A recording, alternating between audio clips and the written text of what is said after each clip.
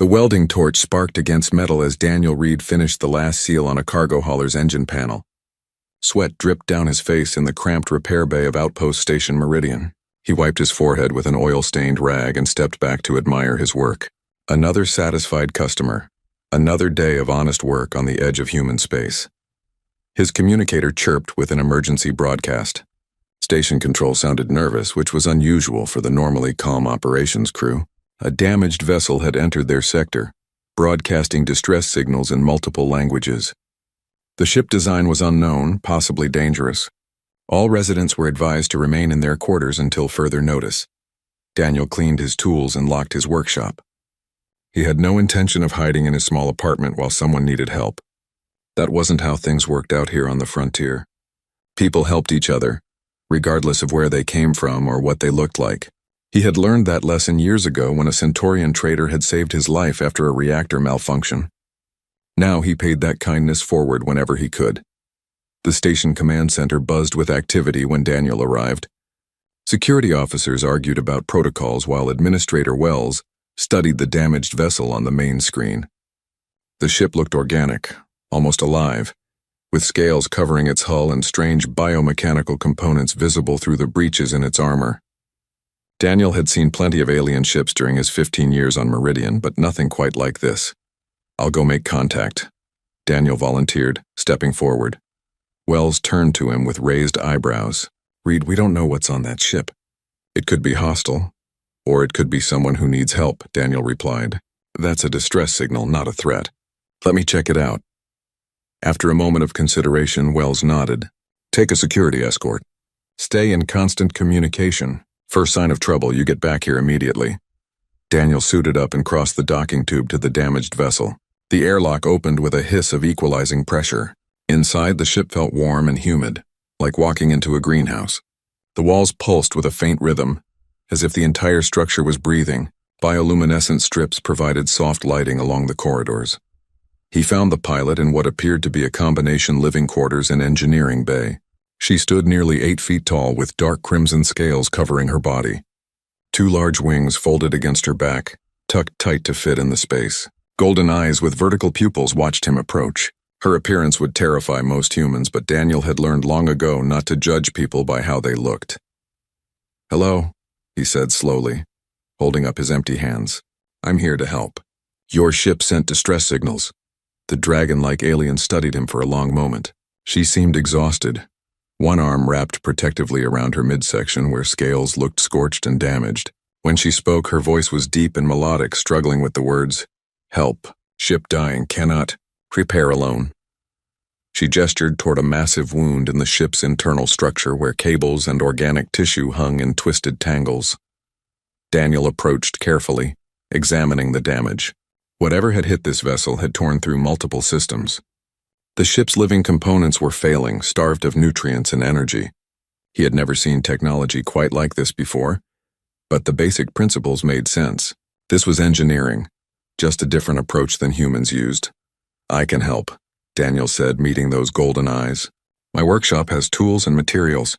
We can move your ship to my repair bay. It will take time, maybe several days, but I think we can fix this." The alien's posture relaxed slightly. Relief showed in her expression, a universal emotion that transcended species. "You help me?" "Not fear." "Fear doesn't fix ships," Daniel said with a small smile. "I'm a mechanic. Fixing things is what I do. Come on, let me help you to my workshop. You look like you need rest and medical attention too." She nodded slowly. "Name is Wraith, merchant, traveling when attacked. I'm Daniel. Welcome to Meridian Station. Let's get you and your ship taken care of." As Daniel guided Wraith through the docking tube, he noticed how other station residents reacted. Some stared in shock, others whispered nervously. A few nodded in greeting, accepting her presence without judgment. This was frontier life, where diversity was normal and everyone depended on each other for survival. Back in his workshop, Daniel began a detailed examination of Wraith's ship. The damage was extensive but repairable with the right approach. He would need to fabricate custom parts and learn how the biomechanical systems functioned. It would be challenging, maybe the most difficult repair job of his career, but that was fine. Daniel had never backed down from a challenge, especially when someone was counting on him. Wraith settled into a corner of the workshop, watching him work with those intense golden eyes. She seemed surprised by his matter-of-fact acceptance of her appearance and his immediate willingness to help. Daniel didn't think much of it. This was just what decent people did when others needed assistance. What he didn't know was that Wraith was far more than a simple merchant. She was High Arbiter Wraith Syndra of the Galactic Council, sent to evaluate whether humanity deserved a place among the civilized species of the galaxy. Her accident had been carefully staged, a test to see how humans would react to a vulnerable alien in need. And Daniel Reed, a simple mechanic who just wanted to help someone fix their ship, had just become the most important human in the galaxy. His actions over the next few days would determine the fate of his entire species. Daniel spent the first morning mapping every system in Wraith's ship. His diagnostic scanner hummed as it collected data, building a three-dimensional model of the vessel's internal structure. The technology fascinated him. Where human ships relied on mechanical components and electronic systems, this vessel grew its parts organically, like a living creature. Cables were actually nerve-like conduits, and the power core functioned more like a heart than a reactor. Wraith watched from her resting spot, still recovering from her injuries. Station Medical had provided basic treatment, though their knowledge of her species' biology was limited. She seemed stronger today, more alert and curious about Daniel's methods. "Your approach is methodical," she observed in her careful standard galactic. Her language skills had improved overnight, or perhaps she had simply been too exhausted to speak clearly before. "Every ship has its own personality," Daniel explained, not looking up from his scanner. "Human ships, alien ships, doesn't matter. You have to understand how they think before you can fix them properly. Your vessel here, she's hurt and scared. We need to be gentle. Work with her natural systems instead of forcing repairs." Wraith's head tilted slightly, a gesture that Daniel was learning meant interest or curiosity. "You speak of my ship as though she lives, doesn't she?" Daniel gestured at the pulsing walls. "I can see her breathing, feel her temperature changing. She responds to touch and reacts to damage. Maybe not alive the way you and I are alive, but not dead either. Something in between." For the first time since their meeting, Wraith smiled. The expression transformed her fearsome features into something almost warm. Most species do not understand this. They see ships as tools, objects to use and discard. "You see deeper." Daniel shrugged and continued his work. He had always believed that treating things with respect, whether machines or people, led to better results. His father had taught him that lesson working on old trucks back on Earth. The principle applied just as well to biomechanical alien vessels. By midday, he had completed his diagnostic assessment. The news was not good. The primary neural conduit that connected the ship's brain to its propulsion systems had been severed completely. Without it, the vessel could not coordinate its functions properly. Wraith would be stranded unless they found a solution. Daniel brought his findings to Wraith along with lunch. He had researched her species' dietary needs using the station's xenobiology database and prepared a meal that should be safe and nutritious. The gesture clearly surprised her. "You did not need to do this," Wraith said, accepting the food carefully. "You need to eat to heal," Daniel replied simply. "Besides, we're going to be working together for a while. Might as well be civilized about it." They ate in comfortable silence for a few minutes before Daniel explained the damage. Wraith listened carefully, asking intelligent questions about his assessment. Despite her merchant cover story, she clearly possessed deep knowledge of engineering and ship systems. "The conduit cannot be regrown quickly," Wraith said when he finished. "It would take months, perhaps a full year, for my ship to regenerate that system naturally. Then we don't wait for it to grow back," Daniel said. "We bridge the gap with an artificial conduit. I can fabricate something that interfaces with your ship's organic systems on both ends, but uses human technology in the middle. It won't be perfect, but it should get you flying again." Wraith studied him with those golden eyes. "This is beyond your species' normal capabilities. The interface between mechanical and organic systems is extremely difficult. Many advanced civilizations struggle with such hybrid solutions." "Probably," Daniel admitted, "but difficult isn't the same as impossible. I've got some ideas. Let me try a few prototypes, see what works. Worst case, we fail and think of something else." Over the next several hours, Daniel worked on creating test components. He used medical-grade materials that wouldn't be rejected by biological systems. combined with standard data transmission hardware. The trick was making both sides speak the same language, translating mechanical signals into something the organic ship could understand. Wraith eventually moved from her resting spot to work alongside him. She explained the principles of biomechanical harmony, how living ships maintained balance between their organic and technological components. Daniel shared human engineering concepts, showing her how modular design allowed for quick repairs and replacements. They made a good team. Daniel's creative problem-solving complemented Wraith's deep technical knowledge. Where he saw possibilities, she understood limitations. Where she knew theory, he provided practical application. Together they began designing a solution that neither could have created alone. Night cycle fell over the station, but neither noticed the time passing. Daniel was too absorbed in the challenge, and Wraith seemed equally invested in the project. When Daniel finally looked up from his workbench, he found Wraith had fallen asleep in her chair, exhausted from the long day of work and recovery. He quietly draped a thermal blanket over her shoulders and returned to his designs. The solution was taking shape in his mind, a hybrid conduit that would allow Wraith's ship to fly again. It would require precision fabrication and careful installation, but he believed it could work. What Daniel didn't know was that Wraith had not been sleeping. She had been observing him through half-closed eyes, watching how he worked into the night without complaint. She noted his dedication to helping a complete stranger, his refusal to give up when faced with a seemingly impossible challenge, his genuine care for her well-being.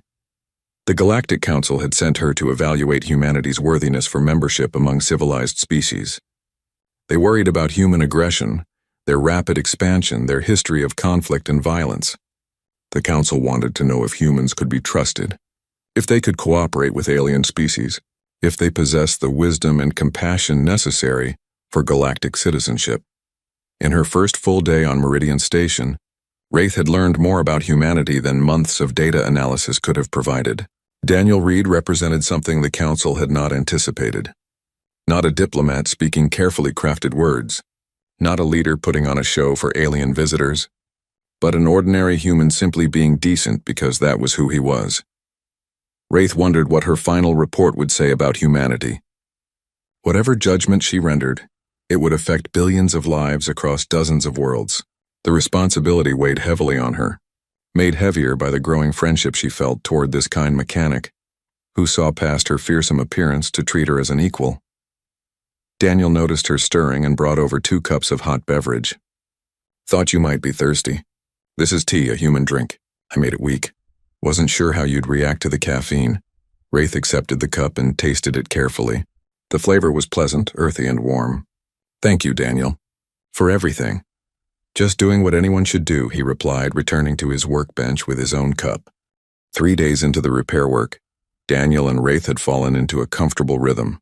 Each morning began with Daniel checking the fabrication machines that were slowly creating the hybrid conduit components. The parts required precision manufacturing, with tolerances measured in micrometers. Any imperfection could cause the interface between mechanical and organic systems to fail catastrophically. While machines worked, Daniel and Wraith would discuss the installation process. They had become genuine partners in the project, each respecting the other's expertise. Wraith had stopped pretending to be a simple merchant, instead demonstrating deep knowledge of advanced engineering principles. Daniel noticed but said nothing.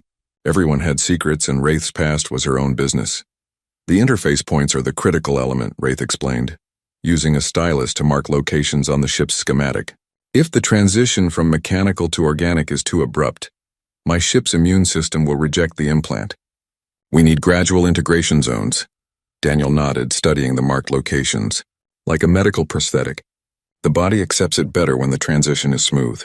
I can create graduated interfaces using a biomimetic coating. It will trick your ship into seeing the conduit as part of herself, rather than a foreign object." They worked side by side through the morning, fabricating the specialized coating and applying it to the conduit segments. The process was delicate and time-consuming. One mistake could ruin hours of work, but neither rushed. Patience and precision would determine their success. Around midday, Rodriguez from the station's trading hub stopped by with food. The older woman had known Daniel for years and had become curious about his unusual guest. She brought a variety of dishes, both human and alien cuisine, uncertain what Wraith might prefer. Figured you two were too busy to eat properly, Rodriguez said, setting down the containers. Can't fix ships on an empty stomach. Daniel made introductions and the three shared lunch together. Rodriguez asked polite questions about Wraith's travels and cargo runs, accepting the merchant story without suspicion. She shared gossip about station life, recent arrivals and departures, the minor dramas that made up daily existence on a frontier outpost. Wraith listened carefully, asking her own questions about the station's diverse population. Meridian hosted dozens of species, all living and working together in relative harmony. Conflicts happened, of course, but residents generally resolved problems through discussion and compromise rather than violence. After Rodriguez left, Wraith seemed thoughtful. Your people adapt well to diversity. Many species struggle when first encountering aliens, yet humans seem comfortable with our presence. Daniel considered the observation while cleaning lunch containers. I think it's because we come from one planet with so much variety. Different languages, cultures, appearances, beliefs. We spent thousands of years learning to live together, making mistakes and slowly improving. By the time we reached the stars, dealing with aliens wasn't that different from dealing with humans from other continents. Not all humans share this view, Wraith noted carefully. I have read about your conflicts and divisions. True, Daniel admitted. We're not perfect. Some humans fear anything different, cling to old prejudices, resist change. But I think most of us understand that cooperation works better than conflict. Out here on the frontier, you learn that fast. Help your neighbor today, they help you tomorrow. Species doesn't matter when you're all breathing the same recycled air. They returned to work on the conduit installation. The first segment needed to be positioned precisely within Wraith's ship, connecting to the severed neural pathways. Daniel crawled into the tight space with his tools while Wraith monitored the ship's responses from outside. The installation process was tense. One wrong move could damage the ship's delicate organic systems beyond repair. Daniel worked slowly, his hands steady despite the awkward position and poor lighting. He talked himself through each step, a habit from years of solo repair work. Aligning the anterior interface. Checking clearance. Good, no interference with the arterial conduits. Applying the bonding compound. Holding position while it sets. Hours passed. Daniel's back ached and his arms trembled from holding the same position, but he maintained his focus. Finally, the first segment locked into place. The ship's systems accepted the implant without rejection, exactly as they had hoped. He emerged from the access tunnel, sweating and exhausted. Wraith helped him to his feet, concern evident in her expression. You should rest, she said. That was physically demanding work. 1 down, 3 to go, Daniel replied, wiping his face. But yeah, I need a break. Let's give your ship time to adapt to the first segment before we continue. They monitored the integration over the next several hours. The ship's biological system slowly incorporated the mechanical component, growing new connections and pathways around it. The process was beautiful in its own way, proof that organic and mechanical could coexist and cooperate. Night cycle arrived and Daniel insisted they both rest properly. Tomorrow would bring the second installation, potentially more difficult than the first. They needed to be sharp and focused.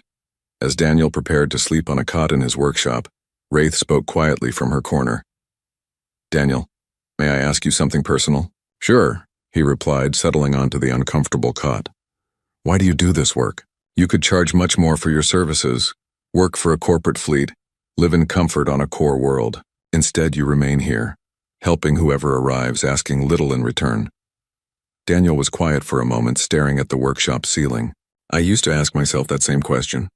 Then I realized I was looking at it wrong. I don't stay here despite the low pay and difficult work. I stay because of it. Every ship I fix, I help someone continue their journey. Maybe they're carrying medicine to a colony. Maybe they're heading home to see family.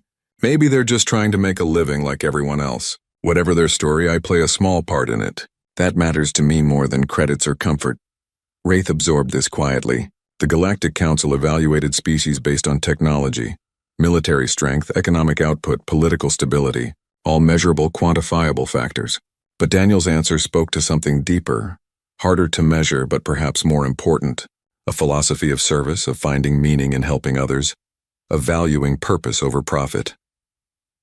She had been on Meridian Station for 3 days. In that time, She had observed dozens of interactions between Daniel and others. His reputation as someone who helped anyone who needed it, regardless of their ability to pay. His easy acceptance of alien visitors, his community's diversity and cooperation, his personal ethics that valued compassion and craftsmanship equally. The council had sent her expecting to find humanity's flaws and weaknesses. Instead, she was discovering their unexpected strengths, not military power or advanced technology, but simple decency and genuine kindness, the qualities that might actually matter most in a civilization. Tomorrow they would continue the repairs, but tonight Wraith began composing the mental framework of her report. Whatever she eventually wrote would be based on truth, on what she had witnessed rather than what she had expected to find.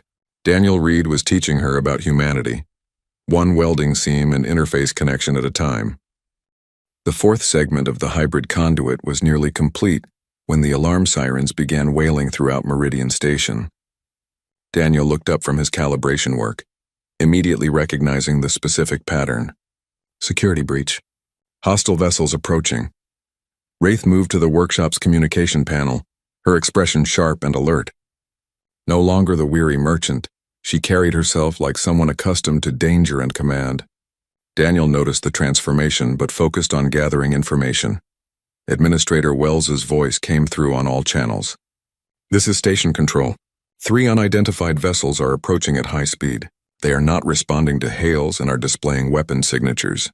All residents move to interior sections immediately. Security teams to defensive positions. Daniel's stomach tightened. Meridian had minimal defenses. Enough to deter casual raiders, but nothing that could stop a determined attack. The station relied on its remote location and lack of valuable cargo to avoid becoming a target.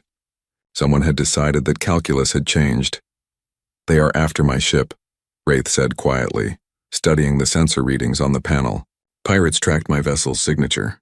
They know its value. What do we do? Daniel asked, his mind already racing through options. I should leave. Draw them away from the station before they attack. Wraith moved toward her ship, but Daniel caught her arm. Your ship isn't ready. The conduit needs another 12 hours before it can handle flight stress. You launch now, you'll tear the repairs apart and be dead in space. They'll catch you easy. Wraith's jaw tightened. Then I condemn your station to attack by my presence. Not if we fight, Daniel said. He opened a station-wide channel. This is Daniel Reed. Any volunteers who want to help defend the station, meet me in Cargo Bay 3 in 5 minutes. Bring tools. The response surprised him. Within minutes, over 30 people arrived at the cargo bay.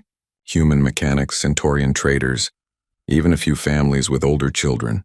Rodriguez showed up carrying a plasma cutter. Others brought whatever equipment they could grab.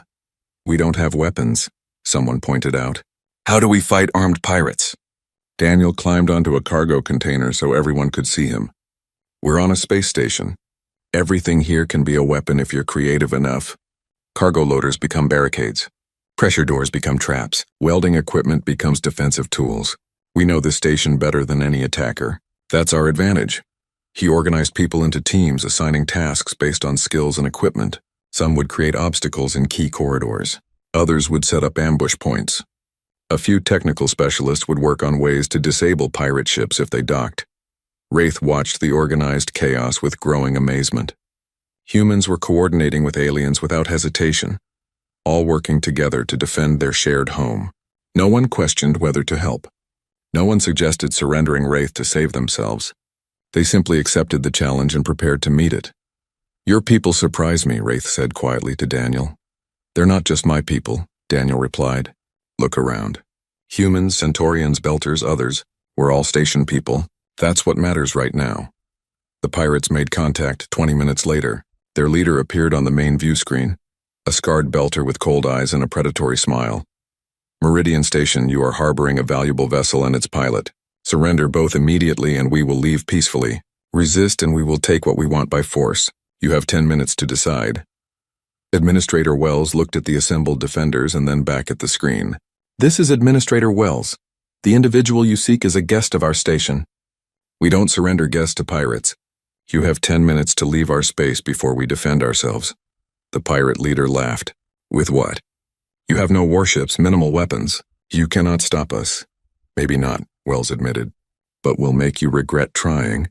10 minutes starts now, the channel closed. Everyone moved to their assigned positions. Daniel found himself at a critical junction near the main docking ports, where pirates would likely try to force entry. He had a welding torch, a plasma cutter, and a dozen creative ideas about how to use them. Wraith stood beside him, refusing to hide. "I can help. I am strong, fast, and trained in combat." "I know," Daniel said. "That's why you're here. But Wraith, this isn't your fight. These people are defending you because it's the right thing to do, not because they expect anything in return." "That is precisely why I must fight alongside them," Wraith replied. The first pirate ship docked hard, cutting through the station's outer hull with industrial torches. Alarms screamed as atmosphere vented into space before emergency bulkheads sealed. Daniel's team was ready.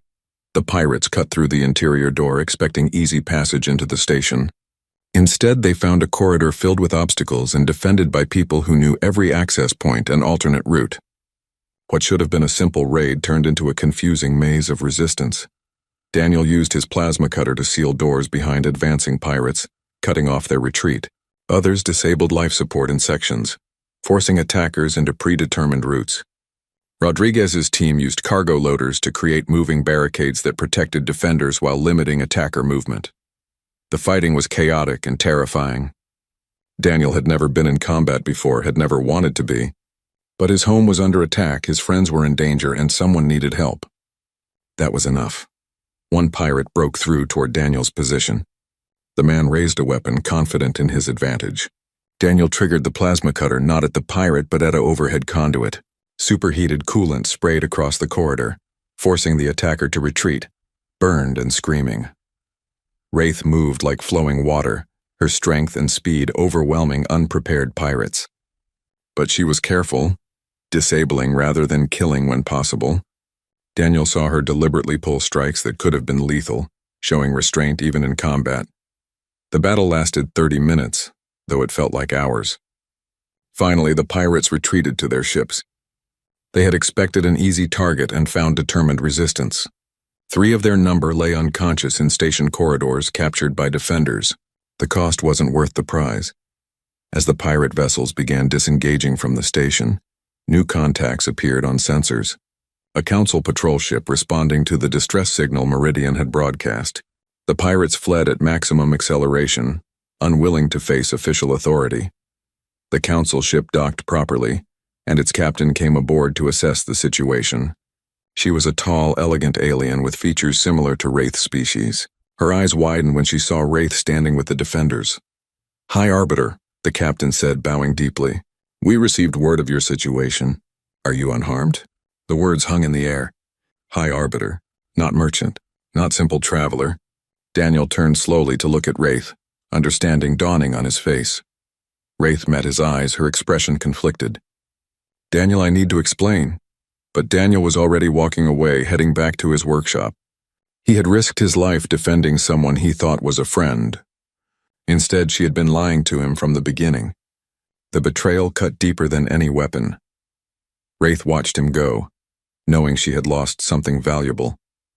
She had gained data for her report, evidence of humanity's character and courage, but she had lost Daniel's trust, and that price suddenly seemed far too high. The council captain waited for orders. The station residents tended their wounded and began repairs, and Daniel locked himself in his workshop alone with the realization that nothing about the past days had been what it seemed. The test was over. Now came the consequences. Daniel sat alone in his workshop, staring at the partially completed repairs on Wraith's ship. High Arbiter. The title echoed in his mind, bringing with it implications he was still processing. The Galactic Council sent arbiters to judge species, to evaluate their worthiness for membership in the greater civilization. Everything had been a test. Every conversation, every shared meal, every moment of cooperation had been calculated and observed. He felt like a laboratory specimen, examined under a microscope without his knowledge or consent. The friendship he thought they had built was contaminated by deception. How much of Wraith's behavior had been genuine? How much had been performance for her evaluation? A knock on the workshop door interrupted his thoughts. Daniel ignored it, but the door opened anyway. Administrator Wells entered, looking tired and concerned. "Reed, we need to talk about what happened." "I fixed her ship," Daniel said flatly, "or I was fixing it." She can get her own people to finish now. Wells pulled up a chair, sitting down heavily. That woman, Wraith, she's not just any council member. High Arbiters have enormous authority. They evaluate entire species for potential membership. Their reports can determine whether a civilization joins the galactic community or remains isolated. So this whole thing was a setup, Daniel said. Damaged ship, helpless traveler, all of it fake. Just to see how we'd react, apparently, Wells confirmed. Though I don't think the pirate attack was planned. That was real danger, real risk. Wraith fought alongside us when she could have revealed herself and ended it immediately. That means something. Daniel shook his head. It means she stayed in character. Good spy work, nothing more.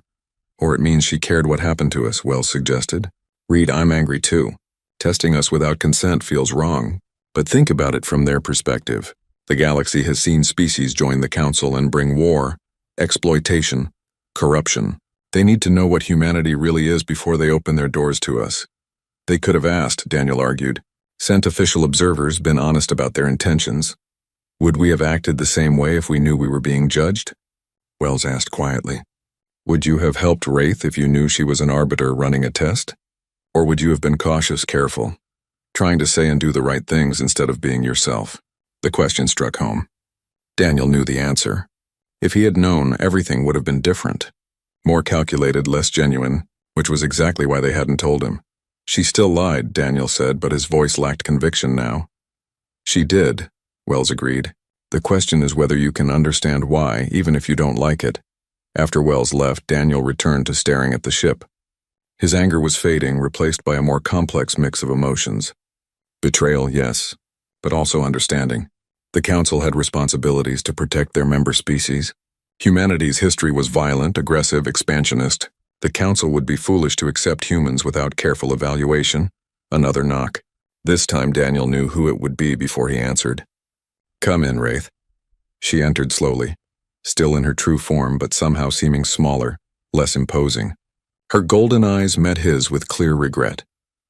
I owe you an explanation and an apology, she began.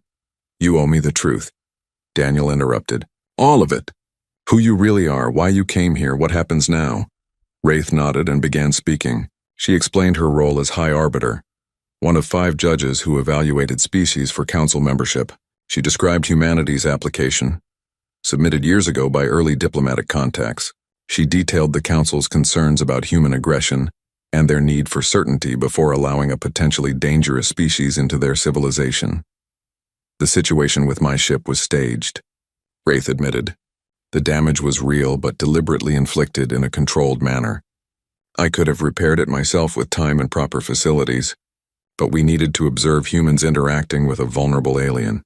See how you would respond without the artificiality of official diplomatic channels. You lied to me, Daniel said. Made me think we were friends. That is the part I regret most, Wraith said quietly. Because we did become friends, Daniel. That was never false. Your kindness, your dedication, your unwillingness to give up on a difficult problem, those things moved me genuinely. I found myself hoping you would pass the evaluation not for abstract reasons of galactic harmony, but because I did not want to write a report that would condemn someone I had come to respect. Daniel absorbed this, searching her expression for deception. He saw only honest remorse. What about the pirate attack? He asked. Was that stage 2? No, Wraith said firmly. That was real danger. I could have revealed myself immediately and ended it with a word. Council authority would have made the pirates flee without fighting, but doing so would have invalidated the evaluation, shown humanity responding to power rather than principle. So you let us risk our lives to preserve your test, Daniel said. I let you demonstrate who you truly are, Wraith corrected. You did not fight because you knew I was important. You fought because defending guests and neighbors was the right thing to do. That distinction matters greatly to the Council. And now, what happens now? Wraith moved to the window, looking out at the station beyond. Now I write my report. I will recommend that humanity be accepted as probationary members of the Galactic Council. Full membership will depend on your species demonstrating continued cooperation and peaceful intentions. But the door will be open. Because we helped you fix a ship? Daniel asked skeptically. Because you revealed your character, Wraith replied. You showed compassion across species boundaries. You demonstrated creativity and adaptability in solving unprecedented problems. You organized your community to defend each other without regard to species or origin. You chose restraint over excessive force when you had the opportunity to kill your attackers. These qualities suggest humanity is ready to join the larger galactic civilization. She turned back to face him. But Daniel, I am only one of 5 arbiters. My report will be influential but not decisive. Other arbiters are evaluating humans on different worlds in different situations. The final decision will balance all our findings. Daniel considered everything she had said. The anger was still there, but tempered now by understanding. He could hate the method while accepting its necessity. The real question was whether he could forgive the person who had deceived him. Your ship still needs work, he finally said. The conduit requires 12 more hours of integration before it's flight ready. If you want it finished properly, I'm the only one on this station who knows the system well enough to complete it. Wraith's expression brightened with hope. You would still help me? After everything? I'm not doing it for you, Daniel said. I'm doing it because I said I would fix your ship and I keep my promises. What happens after that? Whether we're friends or just acquaintances who shared a strange few days, that's something we'll figure out later. That is more than I deserve, Wraith said quietly. Probably, Daniel agreed. But it's what you're getting anyway. Come on, let's finish these repairs. They worked together through the night, monitoring the conduit integration and making final adjustments. The conversation was stilted at first, both uncertain how to interact now that deception no longer stood between them. But gradually they fell back into their previous rhythm. The work itself became a bridge, a shared purpose that transcended complications of trust and honesty. By morning, the repairs were complete. Wraith's ship hummed with renewed vitality, its systems balanced and functioning properly. The hybrid conduit worked perfectly, a testament to what humans and aliens could create when working together. 6 months passed before Daniel heard from Wraith again. Life on Meridian Station returned to normal after her departure. The repairs to the station's hull were completed, the captured pirates were transferred to proper authorities, and Daniel went back to fixing ships for whoever needed his services. News of the Council evaluation spread through human space like wildfire. Some people were angry about being tested without knowledge. Others were hopeful about potential membership in the galactic civilization. Politicians debated, philosophers argued, and ordinary people went about their lives while waiting for a decision they could not influence. Daniel tried not to think about it too much. He had done what he believed was right, helped someone who needed assistance. Whether that impressed a panel of alien judges was beyond his control. He focused on his work and his community, the things that mattered regardless of what happened in distant council chambers. The message from Wraith arrived on a quiet afternoon. Simple text, no video, just words on a screen. Daniel, the council has reached a decision regarding humanity. I wanted you to hear it from me before the official announcement. We voted to accept humans as probationary members of the Galactic Council. The vote was close, 3 in favor and 2 opposed, but the decision stands. Your species will have a voice in galactic affairs, though full membership rights will be contingent on continued good behavior and cooperation. I will be returning to Meridian Station to deliver the news formally. I hope you will be willing to see me. Wraith. Daniel read the message 3 times, processing the implications. Humanity was in. Not fully, not without conditions, but the door was open. Billions of people across dozens of worlds would be affected by this decision. Access to new technologies, new trading partners, new ideas and possibilities. All because of evaluations conducted by 5 arbiters, one of whom he had helped fix a ship. 2 days later, Wraith's vessel returned to Meridian Station. This time, she arrived openly with proper announcement and ceremony. Administrator Wells organized a formal reception, inviting station residents and local dignitaries to hear the council's decision. Daniel attended but stayed in the back, uncomfortable with the attention. People knew he had been evaluated by Wraith, and many wanted to thank him or ask questions. He deflected both, insisting he had simply done his job and nothing more. Wraith's speech was diplomatic and formal, very different from the struggling merchant he had first met. She explained the council's decision, the conditions of probationary membership, the expectations and opportunities humanity now faced. Her words were measured and official, appropriate for the historic occasion. But when the ceremony ended and the crowds dispersed, Wraith sought out Daniel. She found him in his workshop, predictably, working on a Centaurian trader's navigation system. You did not stay for the celebration, she observed. Not really my thing, Daniel replied, not looking up from his work. Besides, someone needs to fix this ship. The Centaurians have cargo to deliver. Always helping others, Wraith said with a small smile. That has not changed. Why would it? Daniel set down his tools and finally looked at her. So humanity is in. Congratulations, I guess. Your evaluation worked out. It was not only my evaluation, Wraith reminded him. 4 other arbiters conducted similar tests on different worlds. Some reports were less favorable than mine. But you recommended us, Daniel said. I did, Wraith confirmed. Because of what I observed here. Not just your actions, Daniel, but those of your entire community. The way diverse species cooperate on this station. The way humans prioritize helping others over personal gain. The creativity and adaptability you demonstrate when facing unprecedented challenges. These qualities convinced me that humanity deserves a chance. Even though we're violent and aggressive and all the other things the Council was worried about, every species has darkness in their history, Wraith said. The question is not whether you have made mistakes, but whether you learn from them and grow. I believe humanity is on that path. Daniel considered her words, then gestured to a chair. Want to help me with this navigation system? It's got a weird intermittent fault that I can't quite trace. Wraith's expression brightened. She settled into the chair and examined the system. Show me what you have found so far. They worked together for the next several hours, falling back into their previous partnership. The awkwardness from their last meeting had faded, replaced by comfortable familiarity. Trust, once broken, was slowly being rebuilt through shared effort and honest communication. I owe you an apology, Wraith said during a break, not for the evaluation itself, but for the manner in which it was conducted. The Council's methods are necessary, but not without ethical complications. You deserved honesty, or at least the choice to refuse participation. Would have made things different if you had asked, Daniel pointed out. Yes, Wraith agreed, but perhaps there are better ways to evaluate species than deception. I have recommended the Council examine our methods. Whether they listen remains to be seen. You're pretty high-ranking, Daniel said. Don't they have to listen to arbiters? We have influence, not absolute authority, Wraith explained. The Council is composed of hundreds of species, each with their own perspectives and interests. Change happens slowly, if at all.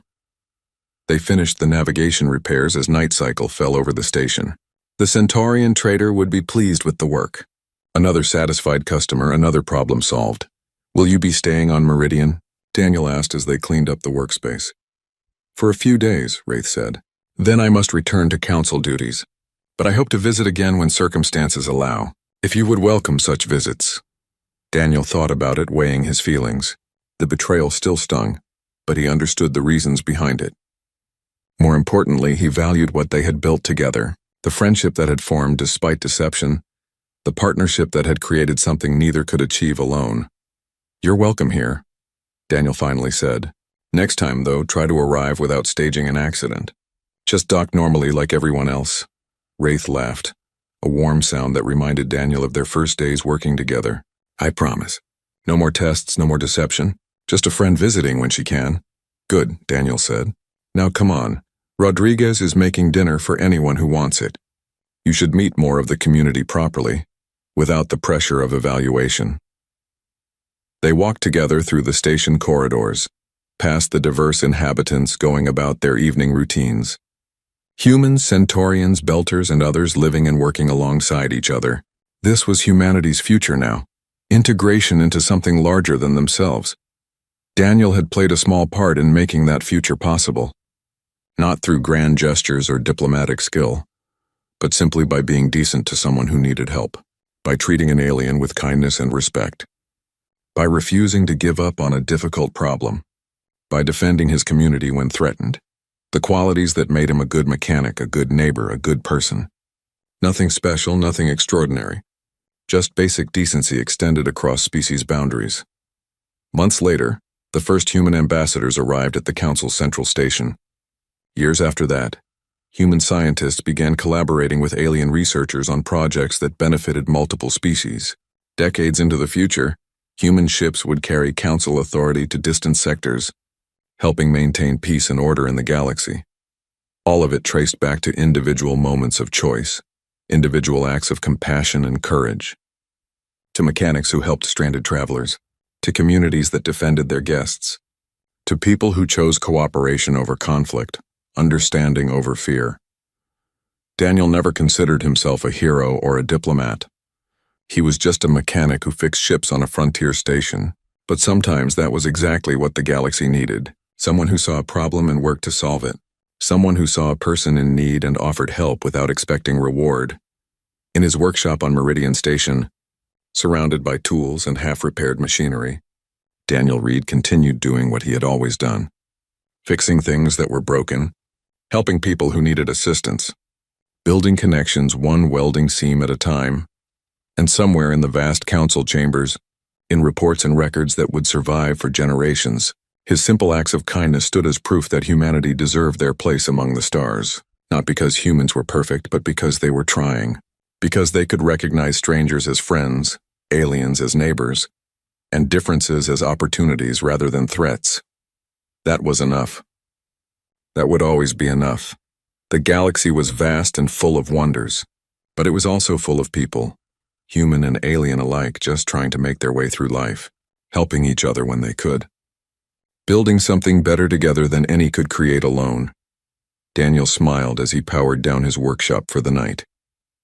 Tomorrow would bring new ships to repair, new challenges to solve, new opportunities to help others.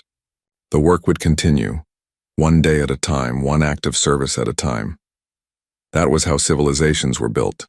Not through grand declarations or sweeping changes, but through countless small choices made by ordinary people who simply tried to do the right thing. And in the end, that made all the difference.